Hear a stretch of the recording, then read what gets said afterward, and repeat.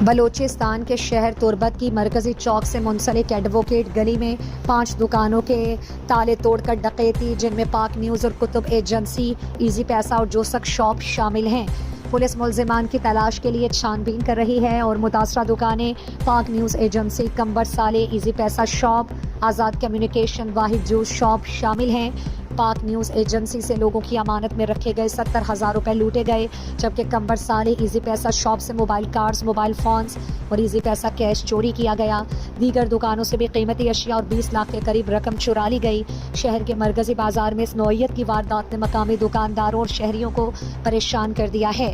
دکانداروں کا کہنا ہے کہ 1 کلومیٹر فاصلے پر سٹی تھانہ واقع ہے، اس کے باوجود چوروں کا بغیر کسی خوف کے لوٹ مار کرنا سیکیورٹی کی صورتحال پر سوالیہ نشان ہے۔